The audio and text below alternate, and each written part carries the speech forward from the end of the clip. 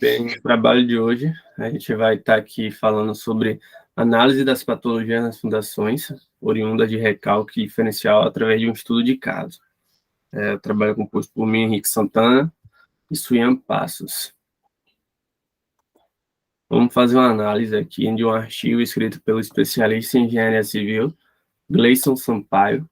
O artigo foi publicado na revista Construindo no ano de 2017. Alguns dos motivos de surgimento de aparições de patologia nas fundações se dão pela ausência ou insuficiência ou ineficiência das investigações geotécnicas.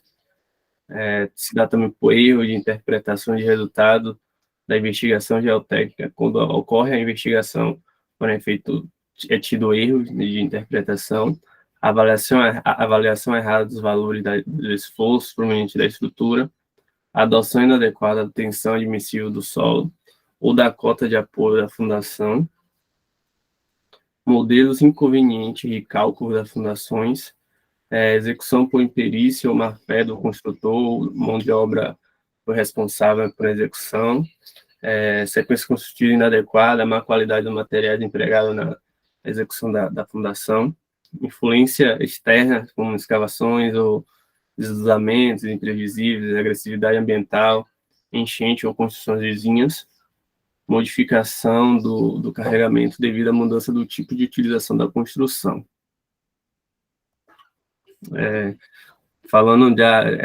Aprofundando em um dos tipos de patologia em fundações, a gente vai abordar aqui o recalque.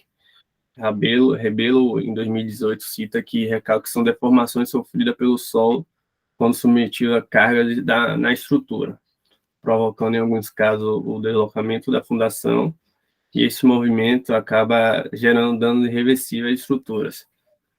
Vargas, também em 1998, ele cita o recalque não apenas pela fundação de modo isolado, mas por uma série de fatores, como, por exemplo, a superposição de pressões e rebaixamento do lençol freático. Situações que podem influenciar no surgimento do recalque numa estrutura, numa construção, geralmente é a carga dinâmica, vibrações, tremores de terra, operações vizinhas, que é abertura de escavações, execução de novas estruturas, erosão do subsolo, alteração química do solo, rebaixamento de nível de água, são todos os motivos que podem influenciar nessa patologia na fundação, que é o recalque. Como uma maneira preventiva dessas patologias na fundação, existe a investigação do subsolo. A norma BNT, da NBR 6.122 de 2010, orienta que deve ser feita uma investigação geotécnica preliminar para todas as edificações antes da construção, que é constituída de, no mínimo, por sondagem à percussão. No entanto, se não restarem dúvida quanto à natureza do material impenetrável à percussão, deve ser realizada investigações complementares por meio de sondagem à percussão e rotativa. Partindo aqui para o estudo de caso trazido pelo artigo, o objeto estudado refere-se a um edifício construído na cidade de Ipatinga, em Minas Gerais, com 2 blocos. Cada bloco possui 5 pavimentos, com 2 apartamentos por andar, e o bloco 2 é o alvo do estudo de caso trazido pelo artigo, porque é onde ocorreram as anomalias. Os problemas que foram identificados no artigo são fissuras inclinadas, deitando-se em direção ao pilar, e fissuras a 45 graus que, citado aqui pelo autor, decorrem de carregamentos desbalanceados. A primeira patologia é essa trinca inclinada a 45 graus.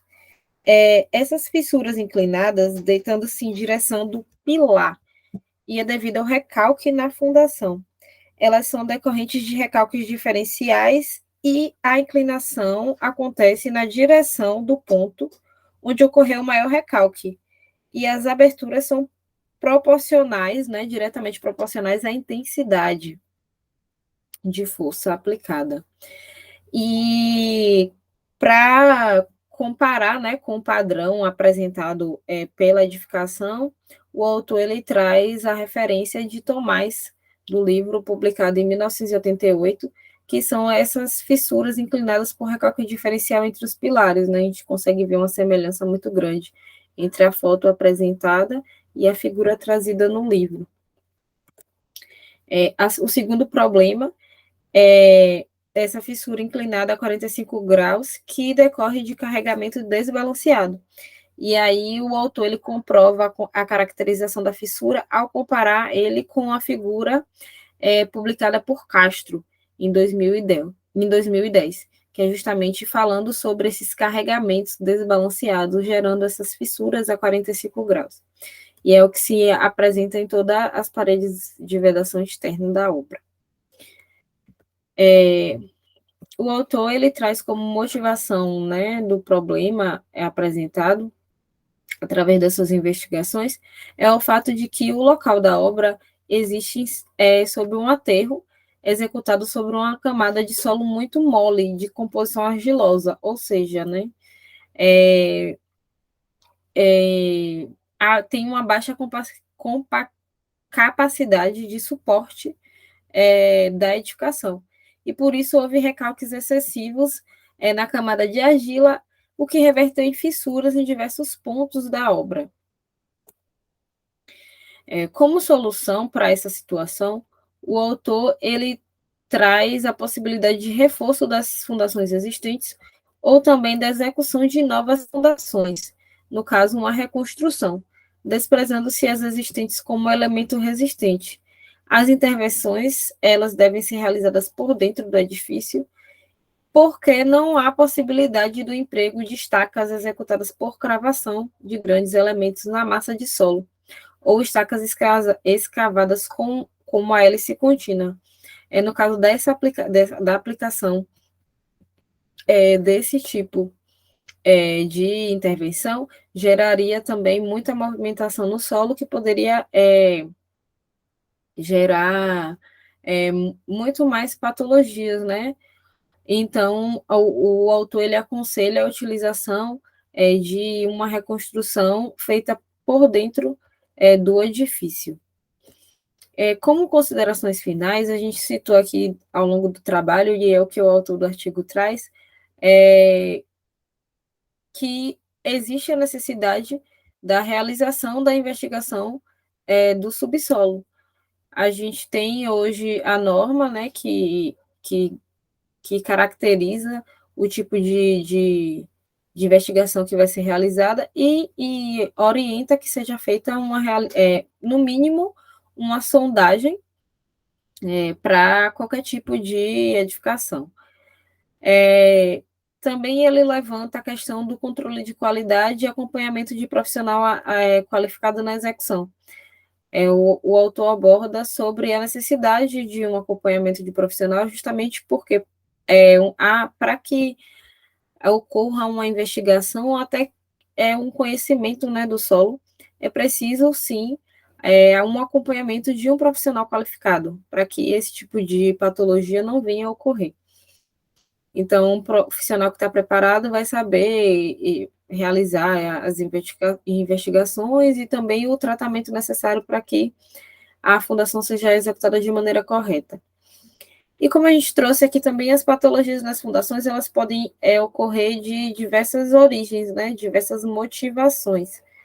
Então, a gente trouxe um estudo de caso, né, um artigo que traz um estudo de caso, uma situação específica, no caso, em relação ao aterro, né, que o solo que foi empregado, mas podem ocorrer, como já foi citado aqui, diversas situações.